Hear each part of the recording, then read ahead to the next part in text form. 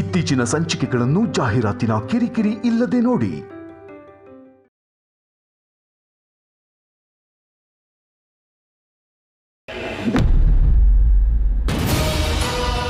Sir, ನೀವು CO ಆಗಿದ್ದಾಗ ಯಾರೋ ಒಬ್ಬ ಡ್ರೈವರು ಮಧ್ಯಾಹ್ನ ಊಟ ಇಲ್ಲದೆ ಹತ್ಕೊಂಡಿದ್ದ, 45 ರೂಪಾಯಿ ಖರ್ಚಾಗುತ್ತೆ ಹೋಟ್ಲಲ್ಲಿ ಅಂತ.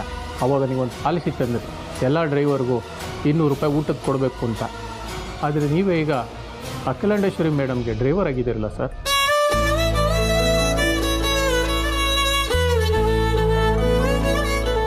ನಮ್ಮ ಕಂಪ್ನಿಯಿಂದ ಊಟದ ಕಡೆ ದುಡ್ಡು ಸರ್.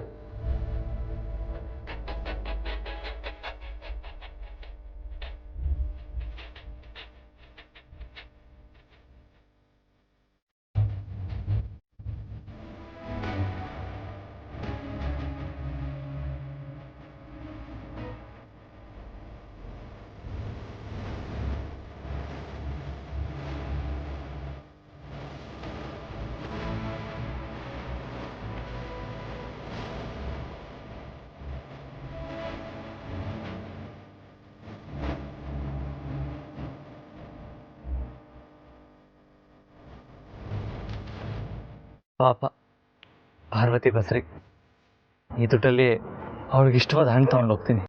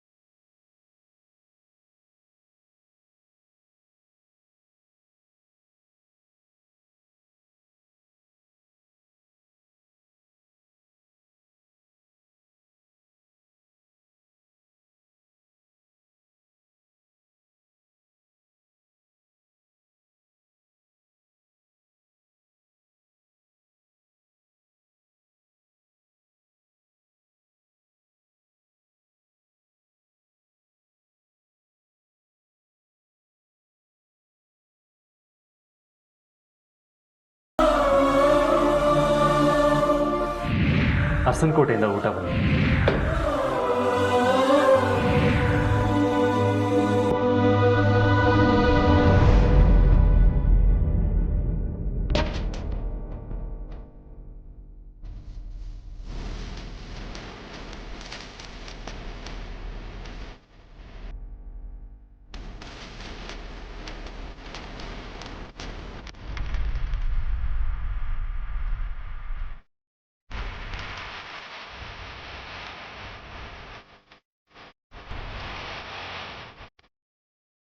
ಊಟ ಮಾಡಿ ರಘು.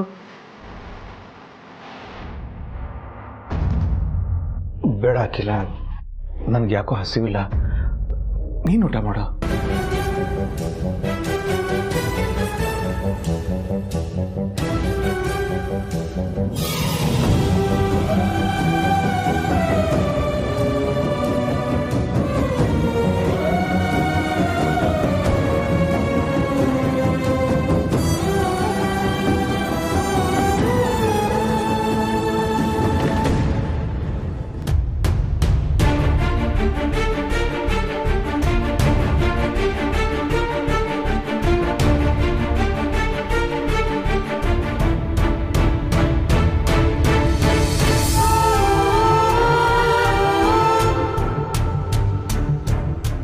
ಮತ್ತೆ ನಾವೆಲ್ಲರೂ ಕೂಡಿ ಬಾಳೋ ಕಾಲ ಅದು ಯಾವಾಗ ಬರುತ್ತೋ.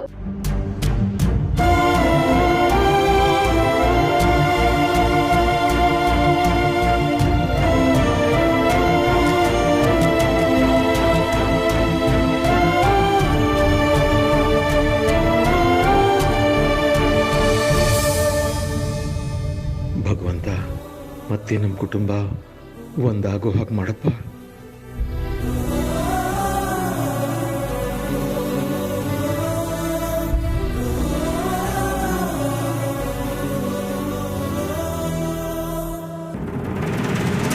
ಪ್ರತಿದಿನ ಆಫೀಸಿಂದ ಅತ್ಯಮ್ಮ ಬರೋ ಸಮಯ ಇದು. ಅವ್ರ ಜೊತೆಗೆ ಯಜಮಾನ್ರು ಬರ್ತಾರೆ ಅನ್ಸುತ್ತೆ.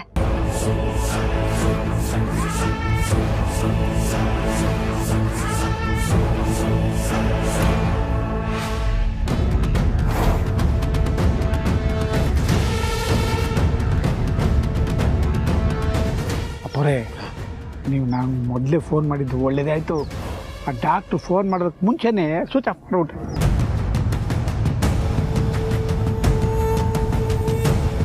ಹನುಮಂತು, ಕೈ ಹೇಗಿದೆ ಈಗ? ಪರವಾಗಿಲ್ಲ ಅಮ್ಮರೇ. ನಿನ್ನ ಆರೋಗ್ಯ ವಿಚಾರಿಸೋಕ್ಕೆ ನಾನೇ ನಿಮ್ಮ ಮನೆಗೆ ಬರೋಣ ಅಂತಿದ್ದೆ. ನಾನು ನಮ್ಮ ಫ್ಯಾಮಿಲಿ ಡಾಕ್ಟರ್ ಸಿದ್ಧಾರ್ಥ್ಗೆ ನಿನ್ನ ಕಾಂಟ್ಯಾಕ್ಟ್ ನಂಬರ್ ಕೊಟ್ಟಿದ್ದೆ. ಅಂದರೆ ಅವ್ರ ಟ್ರೀಟ್ಮೆಂಟ್ ತುಂಬ ಚೆನ್ನಾಗಿರುತ್ತೆ. ಏನಾದರೂ ಅಡ್ವಾನ್ಸ್ಡ್ ಟ್ರೀಟ್ಮೆಂಟ್ ಕೊಟ್ಟು ನೀನು ಬೇಗ ಹುಷಾರಾಗೋ ಹಾಗೆ ಮಾಡೋಕ್ಕಾಗುತ್ತಾ, ಬೇಕಾದರೆ ಹಾಸ್ಪಿಟ್ಲಿಗೆ ಅಡ್ಮಿಟ್ ಮಾಡ್ಕೊಳ್ಳಿ ಅನ್ನೋ ಕಾರಣಕ್ಕೆ ಫೋನ್ ಮಾಡಿದ್ದೆ. ಅವರು ನಿನ್ನನ್ನು ಕಾಂಟ್ಯಾಕ್ಟ್ ಮಾಡೋಕ್ಕೆ ಪ್ರಯತ್ನ ಪಟ್ರಂತೆ. ಆದರೆ ಎಷ್ಟು ಸಲ ಕಾಲ್ ಮಾಡಿದ್ರೂ ಸ್ವಿಚ್ ಆಫ್ ಅಂತ ಬರ್ತಿತ್ತಂತೆ. ಆಮೇಲೆ ಅವ್ರು ಹೇಳಿದ ಮೇಲೆ ನಾನು ಟ್ರೈ ಮಾಡಿದೆ, ನನಗೂ ಸ್ವಿಚ್ ಆಫ್ ಅಂತಲೇ ಬಂತು. ಅದು ಅಮ್ಮರೇ, ನೆನ್ನೆಯಿಂದ ಕೂತು ಕಾಲೆಲ್ಲ ಜೊಂಪಿಡಿದ್ಬಿಟ್ಟಿತ್ತು. ಹಾಗೆ ಉದ್ದಕ್ಕೆ ಹೋಗಿ ಬರೋಣ ಅಂತ ಹೊರಟಿದ್ದೆ. ಹೋಗೋಕ್ಕೆ ಮುಂಚೆ ಫೋನು ಚಾರ್ಜ್ಗೆ ಹಾಕಿದ್ದೆ, ಅದು ಆಫ್ ಆಗಿದ್ದು ಗೊತ್ತಾಗಲಿಲ್ಲ ಅಮ್ಮರೇ. ಹನುಮಂತು, ಸಿದ್ಧಾರ್ಥ್ ಅವರು ತಿರ್ಗಾ ಫೋನ್ ಮಾಡ್ತಾರೆ. ಅವ್ರ ಕಾಲನ್ನು ತಗೋ.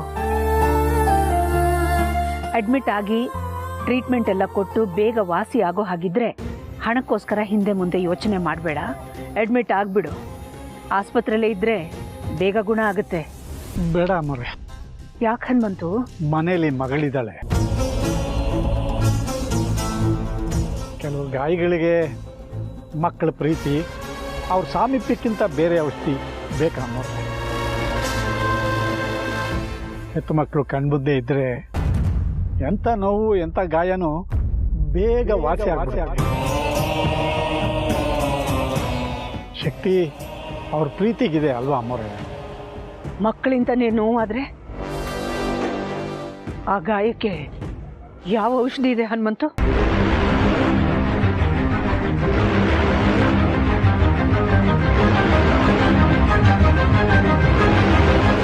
ಇವತ್ತು ಇನ್ನೆಲ್ಲಾದರೂ ಹೋಗೋದಿದೆಯಾ ಸರ್? ಇಲ್ಲ. ಸರಿ, ಹಾಗಾದರೆ ನಾನು ಕೇನ ಇಟ್ಟು ಹೊರಡ್ತೀನಿ.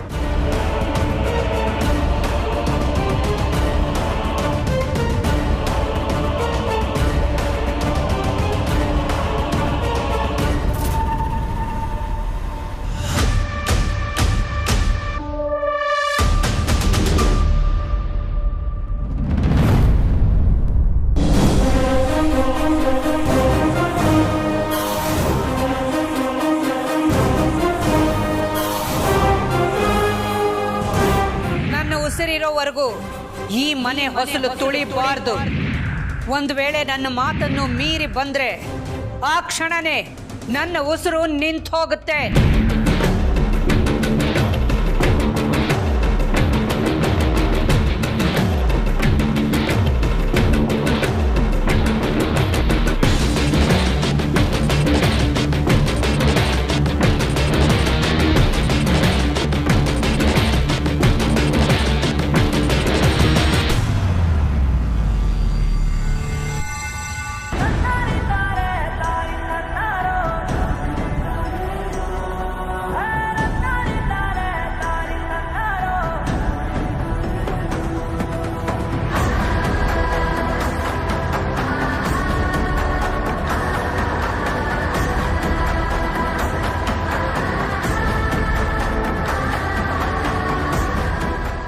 ಸರ್ತಿ, ಈ ಕೀನ ಮನೆಯೊಳಗೆ ಇಟ್ಬಿಡ್ತೀರಾ ಪ್ಲೀಸ್? ನಾಳೆ ಬೆಳಗ್ಗೆ ಚೆನ್ನಪ್ಪನ ಹತ್ರ ಹೇಳಿ ನಾನು ತರಿಸ್ಕೊತೀನಿ. ಬರ್ತೀನಪ್ಪ.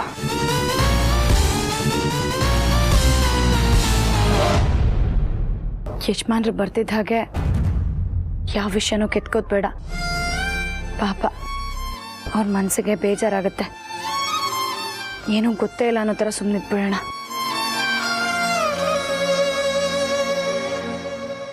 ಹನುಮಂತ, ಮಗ ಮನೆ ಬಾಗಿಲವರೆಗೂ ಬಂದು ಹೊಸಲು ದಾಟಿ ಒಳಗೆ ಹೋಗದೇ ಇರೋಂಥ ಪರಿಸ್ಥಿತಿ ಬಂದ್ಬಿಡ್ತಲ್ಲ. ಇದನ್ನೆಲ್ಲ ನೋಡಿ ನಾನಿನ್ನೂ ಬದುಕಿದ್ದೀನಲ್ಲ. ಅಯ್ಯೋ, ಯಾಕಂತ ಮಾತಾಡ್ತಿದ್ದಿಲ್ಲ ಪರೇ ಬಿಡ್ತು ಅಂದು ಎಲ್ಲದಕ್ಕೂ ಸಮಯ ಬೇಕಲ್ವಾ. ಅದಿರಲಿ, ಇವತ್ತು ದಿನ ಹೇಗಿತ್ತು? ಅಮ್ಮವ್ರಿಗೆ ಮಗನ್ನ ನೋಡಿ ಮನ್ಸು ಕರಗ್ತಾ? ಹೂ ಅಂತಲೂ ಹೇಳೋಕ್ಕಾಗಲ್ಲ, ಹ್ಞೂ ಅಂತಲೂ ಹೇಳೋಕ್ಕಾಗಲ್ಲ. ಇರಲಿ ಬಿಡಿ, ಒಂದೇ ಸರ್ತಿ ಬದಲಾಗೋದಕ್ಕೆ ಇದೇನು ಸಿನಿಮಾನೇ. ಸ್ವಲ್ಪ ಟೈಮ್ ಕೊಡೋಣ, ಎಲ್ಲ ಸರಿ ಹೋಗುತ್ತೆ.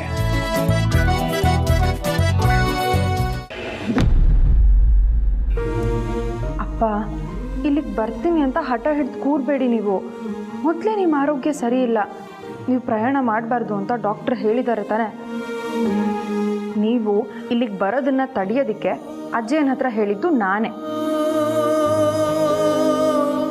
ಮೊದಲು ನಿಮ್ಮ ಆರೋಗ್ಯ ಸರಿ ಹೋಗಲಿ, ಆಮೇಲೆ ನಾನೇ ನಿಮಗೆ ಫೋನ್ ಮಾಡಿ ಯಾಕೆ ಇನ್ನೂ ಇಲ್ಲಿಗೆ ಬಂದಿಲ್ಲ ಅಂತ ಜಗಳ ಮಾಡ್ತೀನಿ. ಅಲ್ಲಿ ತನಕ ನೀವು ಇಲ್ಲಿ ಬರೋ ಮಾತೇ ಆಡೋಂಗಿಲ್ಲ, ಸರಿನಾ? ಇಲ್ಲಿ ನನ್ನನ್ನು ಅತ್ತೆ ಮಾವ ಎಲ್ಲರೂ ತುಂಬ ಚೆನ್ನಾಗಿ ನೋಡ್ಕೊಳ್ತಾ ಇದ್ದಾರೆ. ನನಗೋಸ್ಕರ ಅಂತ ಒಬ್ಬ ನರ್ಸ್ನೂ ಅಪಾಯಿಂಟ್ ಮಾಡಿದ್ದಾರೆ. ನೀವು ನನ್ನ ಚಿಂತೆ ಬಿಟ್ಟು ನಿಮ್ಮ ಆರೋಗ್ಯದ ಕಡೆ ಗಮನ ಕೊಡಿ, ಸರಿನಾ? ಎಕ್ಸ್ಕ್ಯೂಸ್ ಮಿ ಮೇಡಮ್, ಅಖಿಲ ಮೇಡಮ್ ನಿಮ್ಮನ್ನ ಕರೀತಾ ಇದ್ರು. ಅಪ್ಪ, ನಾನು ನಿಮಗೆ ಆಮೇಲೆ ಫೋನ್ ಮಾಡ್ತೀನಿ.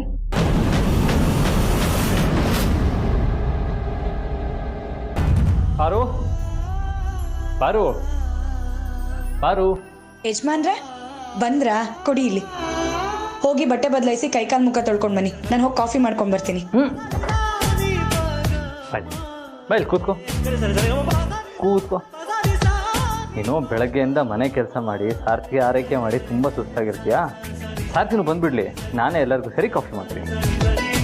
ಬೆಳಗ್ಗೆಯಿಂದ ಹೊರಗಡೆ ನೀವು ಕೆಲಸ ಮಾಡ್ಕೊಂಡು ಬಂದಿದ್ದೀರಾ, ಈಗ ಮನೆಗೆ ಬಂದಮೇಲೂ ನಾನು ಕೆಲಸ ಮಾಡಬೇಕು ಅಂದರೆ ಹೇಗೆ ಬಿಡಲಿ? ನಾನು ಮನೆ ಕೆಲಸ ಮಾಡೋದು ನೋಡೋದಕ್ಕೆ ಕಷ್ಟ ಆದರೆ ಅದಕ್ಕೆ ಫೀಸ್ ಅಂತ ಕೊಡು.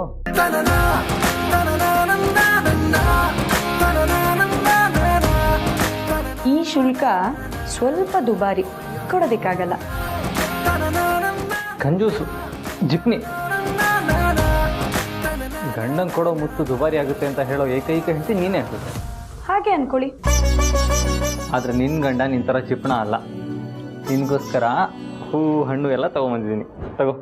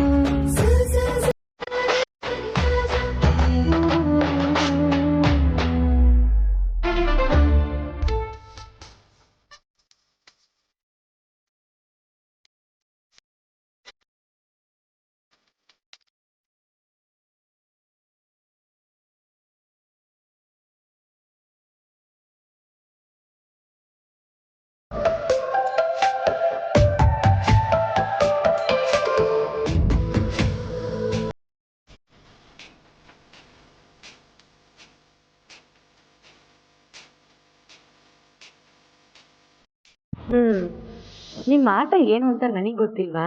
ನನಗೆ ಒಳಗೆ ತುಂಬ ಕೆಲಸ ಇದೆ, ಬರ್ತೀನಿ.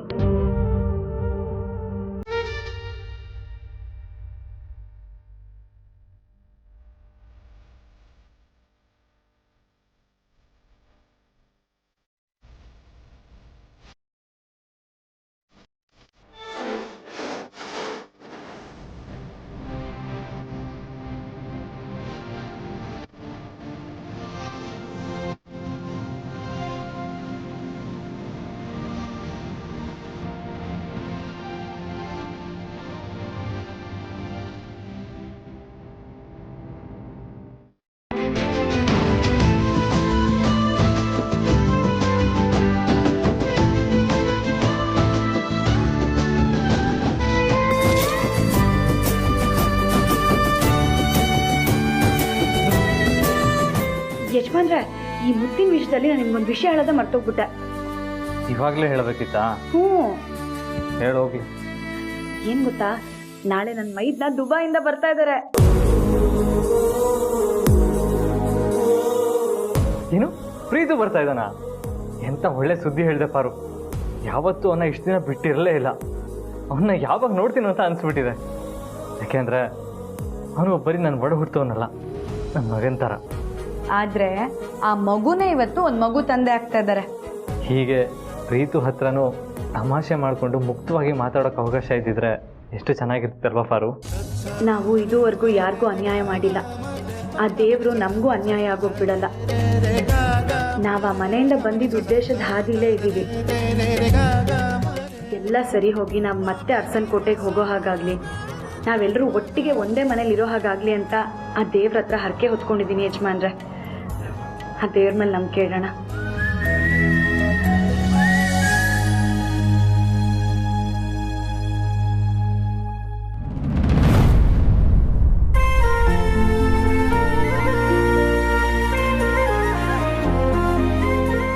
ಬಾಮ್ಮ ಜನನಿ, ಕೂತ್ಕೋ ಬಾ. ಇವರು ಜಾಹ್ನವಿ ಅಂತ, ಯೋಗ ಥೆರಪಿಸ್ಟ್. ಗರ್ಭಿಣಿಯವರು ಯಾವ ಆಸನಗಳನ್ನು ಮಾಡಿದ್ರೆ ಹೆರಿಗೆ ಸುಲಭವಾಗುತ್ತೆ, ನಾರ್ಮಲ್ ಡೆಲಿವರಿ ಆಗುತ್ತೆ ಅನ್ನೋದು ಅವ್ರಿಗೆ ಚೆನ್ನಾಗಿ ಗೊತ್ತಿದೆ. ಹಾಗಾಗಿ ಅಂಥ ಆಸನಗಳನ್ನೇ ನಿನಗೆ ಇನ್ಮೇಲೆ ಹೇಳ್ಕೊಡ್ತಾರೆ. ಯಾವಾಗದಿಂದ ಶುರು ಮಾಡ್ಬೋದು? ನೀವು ಒಪ್ಪೋದಾದರೆ ಇವತ್ತಿಂದನೇ ಶುರು ಮಾಡ್ಬೋದು ಅಂತೆ. That's nice. ಜಾಹ್ನವಿ ಅವರೇ, ಡೆಫಿನೆಟ್ಲಿ ಶೋರ್.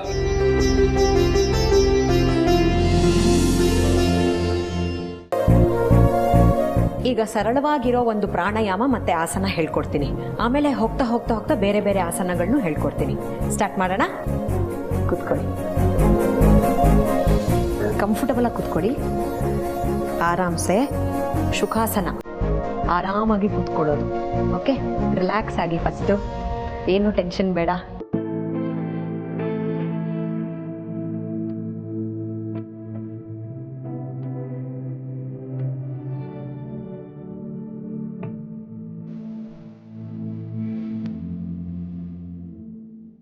ಅಲ್ಲ, ನಮ್ಮ ಜನನಿಗೆ ಯೋಗ ಟೀಚರ್ ಬಂದು ಪ್ರೆಗ್ನೆನ್ಸಿ ಯೋಗ ಹೇಳ್ಕೊಡ್ತಿದ್ದಾರೆ. ನಮ್ಮ ಪಾರ್ವತಿಗೂ ಯೋಗ ಹೇಳ್ಕೊಡೋರು ಬೇಕಲ್ಲ. ಯಾರಾದರೂ ಯೋಗ ಟೀಚರ್ ಬುಕ್ ಮಾಡಲಾ? ಅಯ್ಯೋ ಬೇಡ ಬೇಡ, ಅದು ಯಾರೇ ಬಂದರೂ ಅರಸನಕೋಟೆ ಮುಂದೆಯಿಂದನೇ ಹನುಮಂತ ಮನೆಗೆ ಹೋಗಬೇಕು. ಅದರಿಂದ ಪಾರ್ವತಿನೂ ಗರ್ಭಿಣಿ ಅಂತ ಅಖಿಲ ಗೊತ್ತಾಗ್ಬಿಟ್ರೆ ಬೇಡ. ಯಾವುದೇ ಕಾರಣಕ್ಕೂ ಅಖಿಲಾಗೆ ಈ ವಿಷಯ ಗೊತ್ತಾಗೋ ಹಾಗೆ ಮಾಡಲ್ಲ ಅಂತ ಪ್ರಾಮಿಸ್ ಮಾಡಿದ್ದೀನಿ. ಬೇರೆ ದಾರಿನೇ ಹುಡುಕಬೇಕು. ಹಾಂ, ಅಖಿಲ, ನಮ್ಮ ಜನನಿ ಯೋಗ ಮಾಡೋದನ್ನು ಶೂಟ್ ಮಾಡಿಬಿಡ್ತೀನಿ. ಒಳ್ಳೆ ಮೆಮೊರಿ ಆಗುತ್ತೆ. ಮತ್ತು ಪ್ರೀತಿಗೂ ಕಳಿಸ್ಬೋದು, ಅವನು ನೋಡಿ ಖುಷಿ ಪಡ್ತಾನೆ ಅಲ್ವಾ?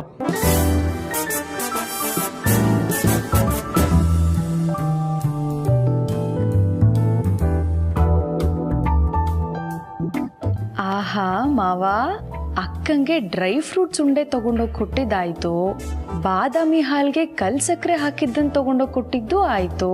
ಈಗ ಯೋಗ ಟೀಚರ್ ಆಗೋದಕ್ಕೆ ಹೊರಟಿದ್ದೀರಾ? ಫ್ರೆಂಡ್ಸ್, ಈಗ ನಾನು ಬಸ್ರಿ, ಆದರೆ ಯಾರಿಗೂ ಹೇಳ್ಕೊಳಕ್ಕಾಗ್ತಿಲ್ಲ. ಹಾಗಂತ ಯೋಗ ಕಲಿದೇ ಇರೋಕ್ಕಾಗುತ್ತಾ?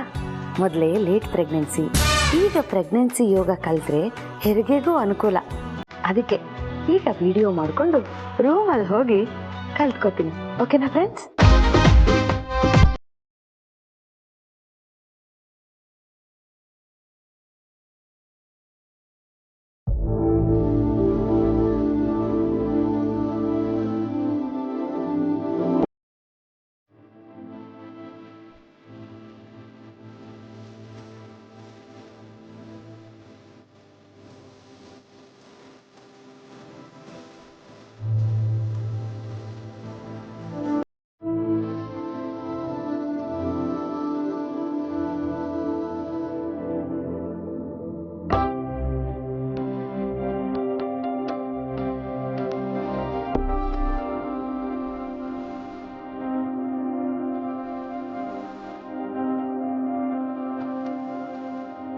ಓಕೆ, ನೆಕ್ಸ್ಟು ಈಗ ಬ್ರೀದಿಂಗ್ ಎಕ್ಸಸೈಸ್ ಆಯಿತು.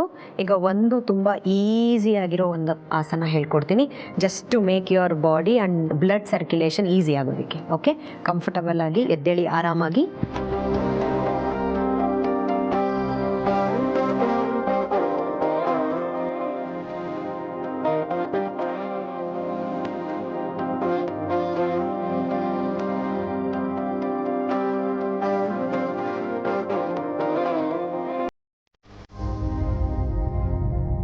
ರಿಲ್ಯಾಕ್ಸ್. ಆದರೆ ಇನ್ನೊಂದ್ಸಲ ಪ್ರಾಕ್ಟೀಸ್ ಮಾಡಿ ನೆಕ್ಸ್ಟ್ ಕ್ಲಾಸಲ್ಲಿ ಮಿಕ್ಕಿದ್ದನ್ನು ಹೇಳ್ಕೊಡ್ತೀನಿ.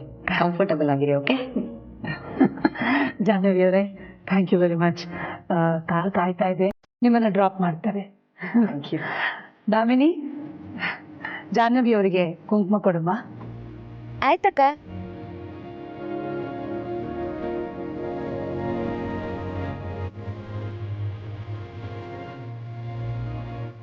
ಸುಸ್ತಾಗಿಲ್ಲ ತಾನೇ?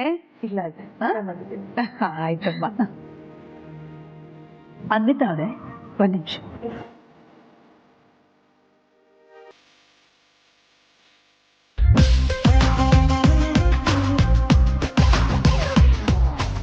ಮಾವ, ವಿಡಿಯೋ ಚೆನ್ನಾಗಿ ಬಂತಾ? ಸೂಪರ್. ಏನು ಅಕ್ಕಂಗೆ ಯೋಗ ಕಲಿಸ್ಕೊಡೋ ಆಸೆನಾ? ಆಯ್ತಾಯ್ತು, ಕಲಿಸ್ಕೊಡಿ. ಆದರೆ ಮೊದಲು ನೀವು ಸರಿಯಾಗಿ ಕಲಿತು ಆಮೇಲೆ ಅಕ್ಕಂಗೆ ಕಲಿಸ್ಕೊಡಿ. ನಮ್ಮ ಅಕ್ಕ ಹುಷಾರು. ಆಮೇಲೆ ಏನಮ್ಮ ಹಂಗೆ ಹೇಳ್ತೀಯ ನೀನು? ನಿನಗೆ ನಿನ್ನ ಅಕ್ಕನ ಮೇಲೆ ಎಷ್ಟು ಅಕ್ಕರೆ ಇದೆಯೋ ಅಷ್ಟೇ ಎಚ್ಚರಿಕೆ ನಾನು ವಹಿಸ್ತೀನಿ. ಎಂಥ ಇಂಪಾರ್ಟೆಂಟ್ ಪ್ರಾಜೆಕ್ಟು, ಯೋಗ ಟೀಚರ್ ಪ್ರಾಜೆಕ್ಟ್. ನೆಗ್ಲಿಜೆನ್ಸ್ ಮಾಡೋಕ್ಕಾಗುತ್ತಾ? ನಾನು ಹಿಂಗೆ ಹೋಗಿ ಹಿಂಗೆ ಬರ್ತೀನಿ, ಹಿಂಗೆ ಹೋಗಿ ರೆಸ್ಟ್ ಮಾಡಮ್ಮ. ಸರಿ.